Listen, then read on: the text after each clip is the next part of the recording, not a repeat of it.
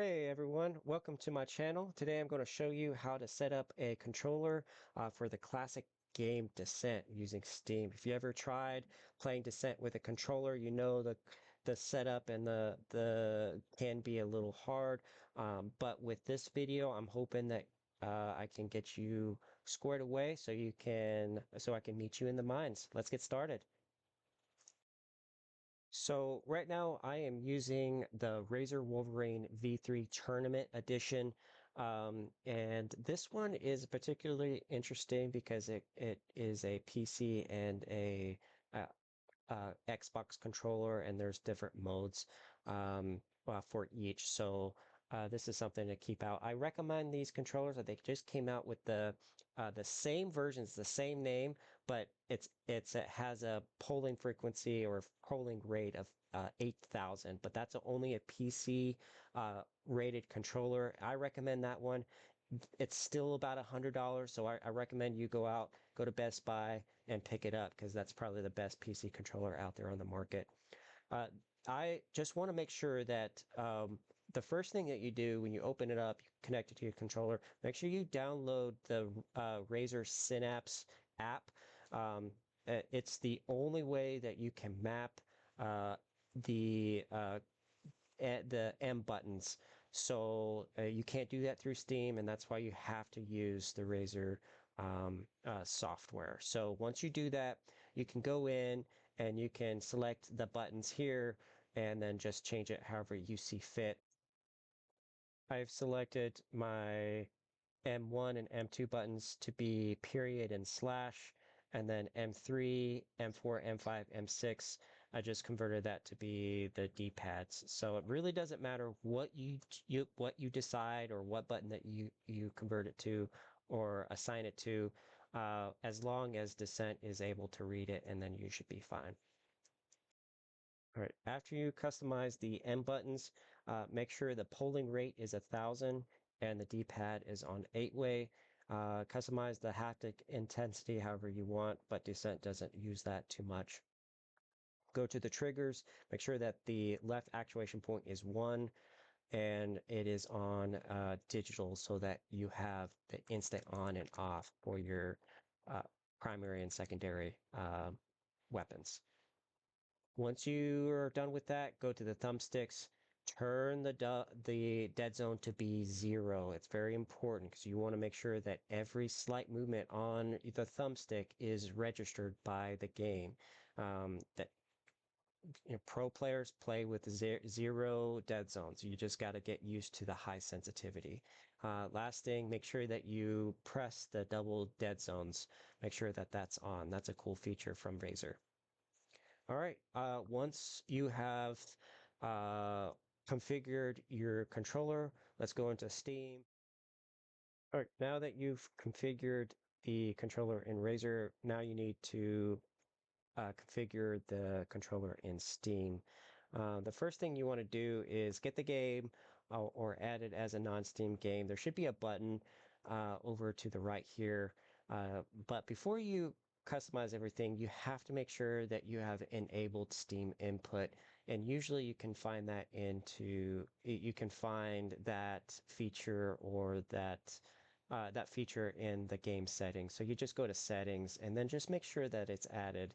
Um, Make sure that you go to controller and that Steam input is here. There's a bunch of options here you can add.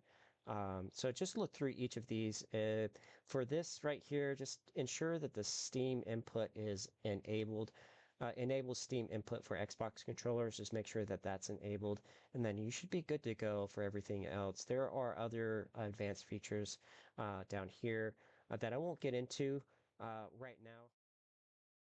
When you first get started, you'll probably see a template like this as the keyboard and mouse template.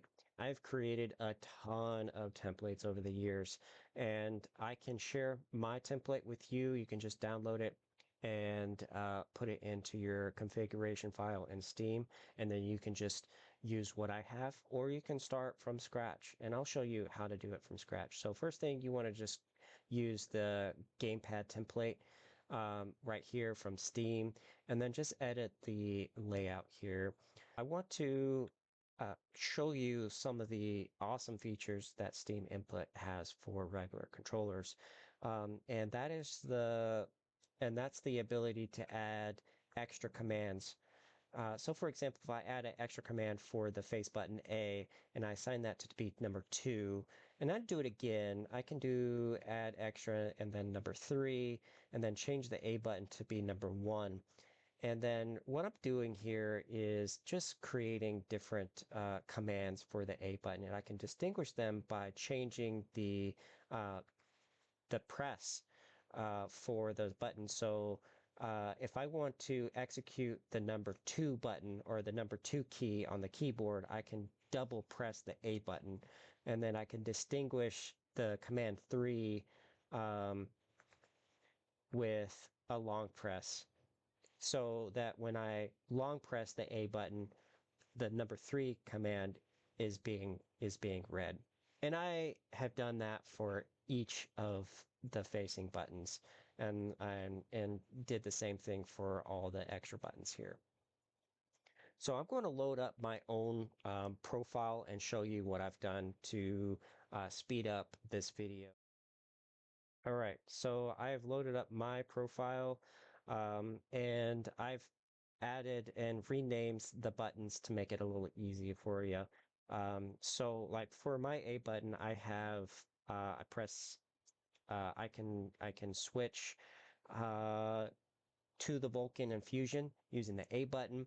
I can switch to the Plasma and Smart Missile using the B button. I can switch to the the spread fire and the homing with the X button, and I can select the laser concussions and mega missiles using the Y button. And I'm able to add so many commands for only 4 buttons using Steam Input. For the bumpers, I use it for the drop bombs and rear view, and my menu buttons is just Windows and then the escape key. So you can see it here. I I use the D-pad.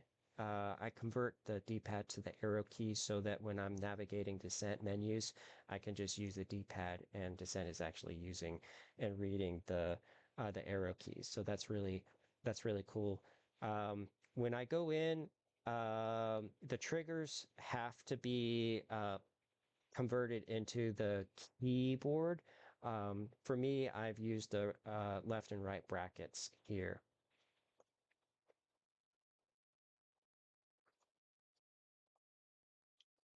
All right, and then for the right joystick and left joystick, um, I have the left click button. So when I hit the LS button, I hit the F key. That's my flare. And then when I hit the RS button, I use it for the afterburner if I'm playing D2 or D3 or overload or anything like that. For the right joystick behavior, I can click on the cog here, and that's make sure that you have have it on the no dead zone. That's very important because who likes to play with the dead zones? Or you can customize your dead zones however you see fit here. And what this is looking at is this is the outer dead zone. So, and you can see it with the light blue here. So this is the actual usable input that descent reads. So when I go to 65, the light blue area is the area in which the game is actually reading input. So anything in the dark blue is off limits. So what this does is it allows me to turn a little bit faster. The curve is much faster, so I'm able to hit off those curves, those turns a little bit faster than the other players. So once that's customized however you see fit, you can go into the game, and you should be good to go. Let's go ahead and play.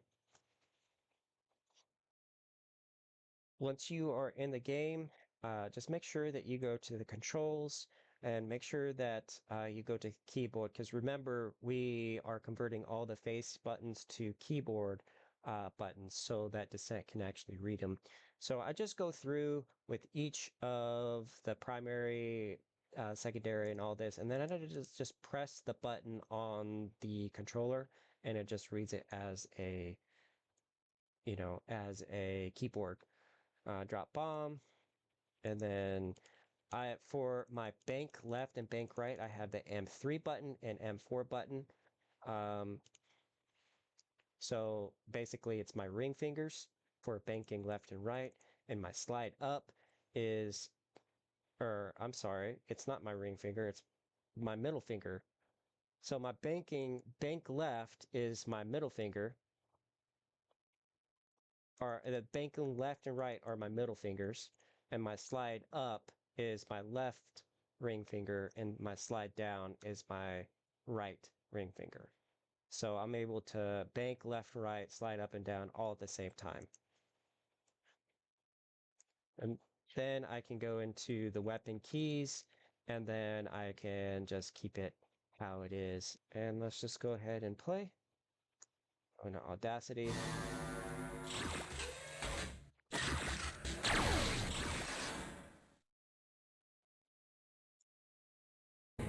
And there we go.